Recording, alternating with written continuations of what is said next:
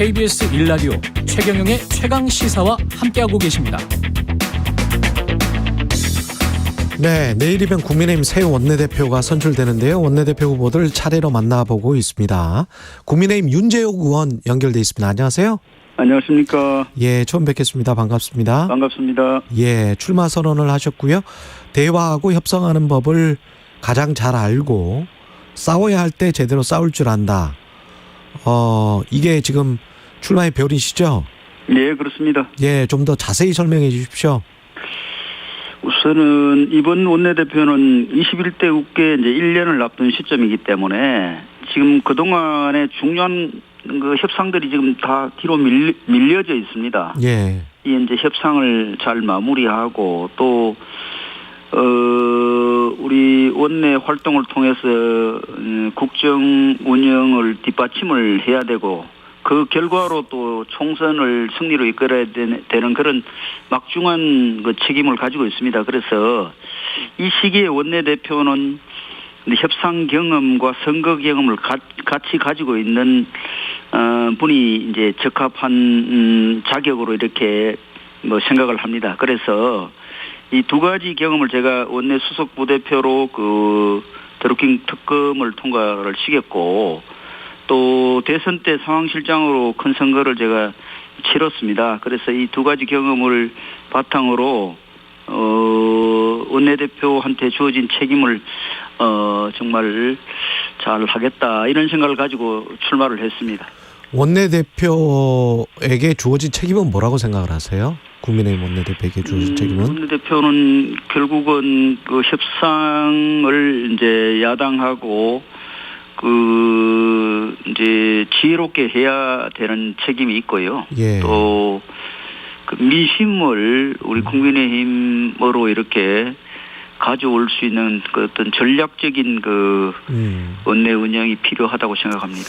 민심을 그 국민의힘 쪽으로 가져와서 전략적인 운영이 필요하다. 네네. 총선 승리를 위해서 그런 것이겠죠. 네, 아무래도. 그렇습니다. 네. 그러면 이제 다른 주자인 김학영 의원 같은 경우는 수도권 후보라서 총선 네. 승리를 하는데 아무래도 좀 견인을 더 쉽게 할 수 있지 않겠느냐. 네. 그런 이야기를 하는데 어떻게 생각하십니까? 우선은 이제 뭐 주장은 할 수 있는데 예. 이제 유권자 입장에서 보면은 원내대표 지역이 그 표심을 결정하는 그 뭐 우선순위라고는 생각하지 않습니다. 그렇겠습니다. 예. 예, 당 대표 원내대표가 지난번 선거 때 모두 수도권이었는데도 선거 결과는 아주 뭐 참패를 냈습니다. 예. 그래서 이 유권자 입장에서 보면은 우리 정부의 국정 운영에 관한 평가, 예. 또 총선 과정에 대한 평가, 선거 이제 공천 과정 말입니다. 예. 그래서 그리고 또 그 지역에 출마한 우리 당 후보에 대한 평가 이런 것들을 우선으로 투표를 한다고 생각을 합니다. 그래서 사실은 뭐 어떤 지역 안배보다는 외연 확장이라는 관점에도 정책 방향이나 정치적 지향점이 더 중요하다고 저는 생각합니다. 그렇겠습니다. 네. 정부에 대한 평가, 공천 과정에 대한 평가, 인물 이런 말씀을 하셨는데요. 네네. 그러면 정부에 대한 평가는 국정운영평가와 같은 것일 테고 그러면 지금 현재 대통령 지지는 상당히 좀 그 만족할 만한 상황은 아니잖아요. 그죠? 네, 그렇습니다. 예. 이거 어떻게 극복하실 거예요? 우선은 뭐 지지율은 사실 뭐 일시적으로 등락이 있는데 다만 이제 원인을 정확하게 진단을 해야 이제 처방이 또 제대로 나올 수 있습니다. 그렇겠죠. 예. 이걸 뭐 입체적으로 분석하지 않고 섣부르게 대응하려고 하면 오히려 더 역효과를 가져올 수도 있고. 그래서 예. 제가 원내대표가 되면은 이 당 지지율이 최근에 좀 침체된 원인을 입체적으로 정확하게 분석을 하겠습니다. 그래서 거기에 그 대응하는 그런 처방을 제가 할 수 있도록 하겠습니다. 지금 당장의 원인이라고 생각되시는 건 혹시 없습니까?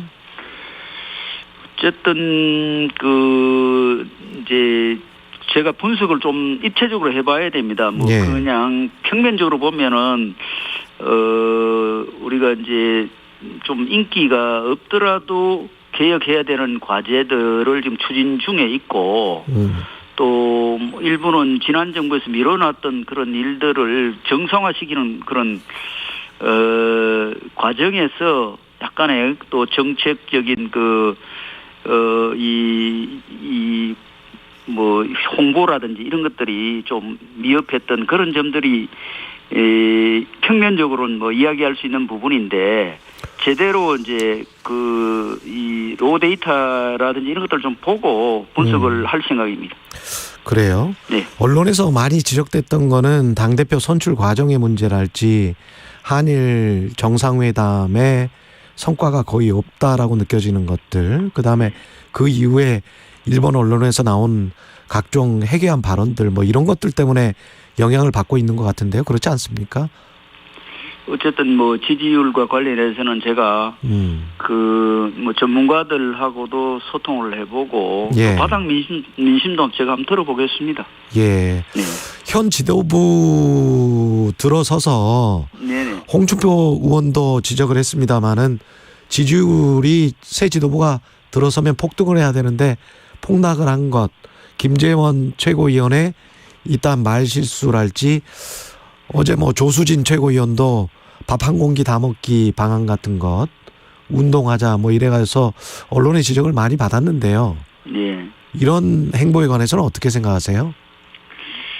우선은 우리 의원님들 또 당직을 맡고 있는 분들 중심으로 사회적 공감 능력을 좀 키워야 된다고 생각합니다. 국민 정서 또 민심 이런 것들을 예. 제대로 이해하고 뭐 발언이라든지 이런 데 좀 신중하게 할 필요가 있다고 생각합니다.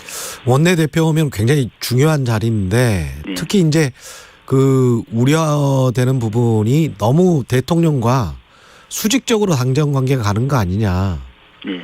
그러면서 이제 대통령 바라기만 하면 대통령이 약간 좀 휘청거리면 당 전체도 휘청거릴 수가 있는 거 아니에요? 네. 그런 총선에서도 영향을 크게 받을 수 있고 네. 그런 거는 어떻게 생각하세요? 바람직한 당정 관계에 대해서는? 우선은 뭐 당과 정부는 사실 이제 운명 공동체입니다. 운명 공동체다. 우리가 운명 공동체고 또 총선 승리를 위해서는 당과 정부가 정말 같은 생각을 가지고 정책 방향을 공유를 하고 또 아주 어떤 정책을 생산할 때 충분한 협의 과정을 거치고 그런 노력들을 해야 됩니다. 다만 이제 민심은 또 우리가 당 입장에서는 잘 전달해야 되는 역할을 해야 되는데 예. 민심 전달을 잘할 수 있도록 또 당 대표님과 제가 잘 의논하겠습니다. 이대로 가도 총선 괜찮다라고 보시는지. 왜냐하면 심평 변호사 같은 분들은 이대로면 총선은 어렵다. 대통령이 지지층 구애에만 치중하고 있다. 이렇게 비판을 하던데. 어쨌든 우리가 뭐 1년 정도 좀 총선이 남았지 않습니까? 예. 민심을 얻기 위한 노력을 지속적으로 해야 되고 또 문제가 있다면은 고쳐 나가고 그런 과정을 거쳐야 됩니다. 예. 야당과의 관계는 어떻게 가져가야 한다고 보십니까? 원내대표가 되시면? 야당하고 결국은 뭐 더군다나 거대 야당이기 때문에 상당히 협상이 어려운 상황은 틀림없습니다. 또 예. 야당이 사실은 뭐 폭주에 가까울 정도로 지금 입법을 지금 무리하게 지금 밀어붙이고 있는데 예. 어쨌든 남은 1년을 여야가 정치를 복원하고 또 합의할 거는 합의하고 양보할 거는 양보하고 이렇게 해서 예. 남은 1년을 좀 생산적으로 마무리해야 된다. 지금 21대 국회에 대한 국민들의 평가가 뭐 최악이거든요. 예. 그래서 우리 모두가 정치의 수준을 높이는 그런 길로 함께 하자. 이렇게 제가 호소하고 싶습니다. 예.